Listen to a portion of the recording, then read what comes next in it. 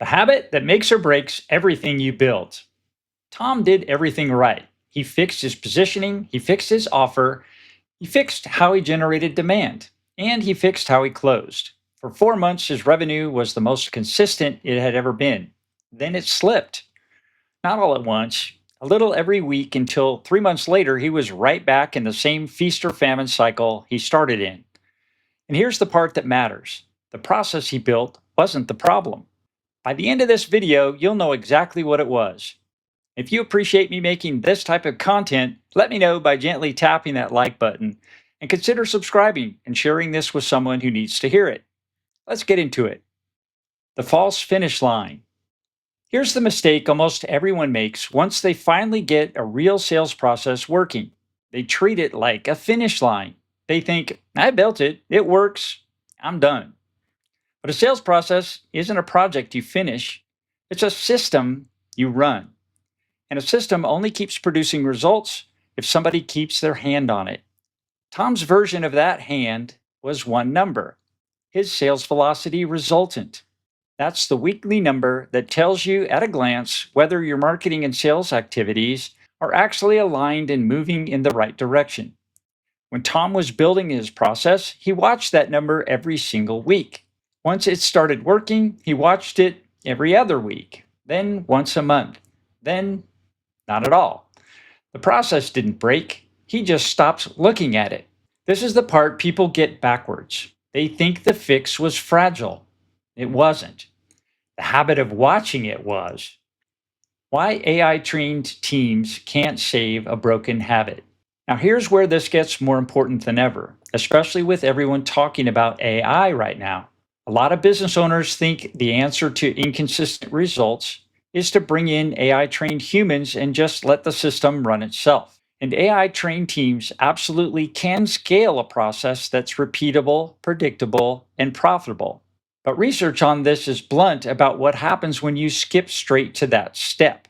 Research out of HFS research on agentic AI adoption found that older automation tools could survive a messy process because a human was still in the loop, catching the gaps and fixing the exceptions by hand.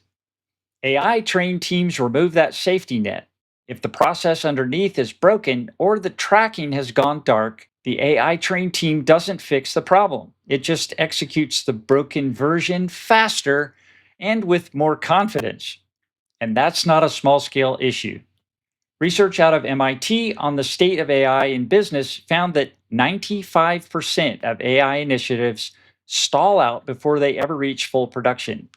Most of the time, that's not a tool problem, that's a foundation problem. McKinsey has said something similar in plainer language. The organizations getting real value out of AI aren't just adding tools on top of what they already do. They're the ones who did the work to make their process clear and their numbers visible first. Quick break. If you've never actually run the numbers on where your process is leaking revenue right now, I built a free diagnostic that walks you through exactly that. It takes about 20 minutes and it will show you which stage of your process needs attention first. Link is in the description and the pinned comments below. Go sologrowth-ai.com/diagnostic. All right, back into it. The habit that keeps it alive. So if the process itself wasn't Tom's problem, what was? It was the habit of reviewing it. And this is the same finding you'll see if you look outside of sales entirely. Research on small business financial habits found something almost identical.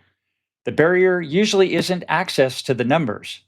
Most owners can pull up their numbers anytime they want. The barrier is consistency, actually sitting down and looking at them on a fixed schedule, week after week, whether the business feels like it needs it or not. Here's what this looks like in practice. Every single week, on the same day, you sit down and look at your sales velocity resultant. Not when it's convenient, not when something feels off. Every week, you ask 3 questions. Number 1, is the number moving in the right direction? Number 2, if not, which stage of the process is it? Positioning, offer, demand, or convert? And 3, What's the one adjustment you're going to make this week because of what you just saw? That's it. That's the entire habit. It takes about 15 minutes. And that's the difference between a process that compounds and a process that quietly falls apart the way Tom's did. Tracking protects the clarity conversation. There's something else worth naming here, something we talked about earlier in this series. Remember the clarity conversation? The discovery conversation where your prospect names the cost of their problem and the value of solving it in their own words, so your offer becomes a confirmation instead of a pitch. That only keeps working if you're paying attention to whether it's actually happening in your calls. The sales velocity resultant is how you catch it early if it starts to slip. Tracking isn't separate from the process. It's how you know the process is still the process. What's next? Voice equity and whale hunting advantage. Now, here's where this whole series has been heading. If you've been with me through positioning, offer, demand, convert, and scale, you've built the engine. Congratulations. Process that's repeatable, predictable, and profitable. And with the right AI trained humans, scalable. Control is what keeps that engine running instead of quietly stalling out the way Tom's did. But here's the question most business owners never get to ask because they never get this far. Once the engine is running and you're tracking it every week, who do you point it at? Right now, most of you are winning the accounts that come to you. Referrals, inbound leads, the businesses that happen to find you at the right moment. That's fine. It's also small. There's a whole tier of higher value accounts out there that will never stumble onto your YouTube channel or website. They need to already trust you before they take your call. That's voice equity. It's the work of building real authority with the people who influence those accounts, so when you finally do reach out, you're not a stranger making a pitch. You're already someone they've heard of in a good way.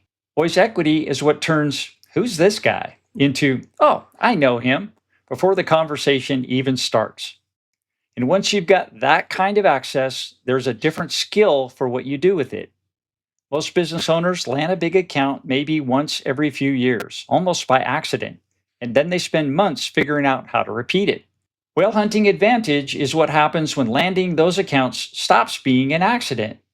It's a systematic way of identifying which whale accounts are actually worth chasing, aligning your marketing and sales activity around them specifically, and closing them on purpose, using the same voice equity you've already built to get in the door. Positioning, offer, demand, convert, scale, and control gave you the engine. Voice equity and whale hunting advantage are what you use it for. That's where we're headed next on this channel, and I'm going to walk through both of them the same way we walk through everything that got you here, one piece at a time, nothing you can't actually use.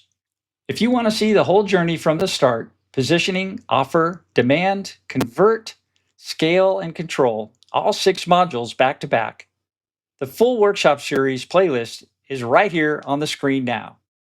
Thanks for watching, and I'll see you in the next one.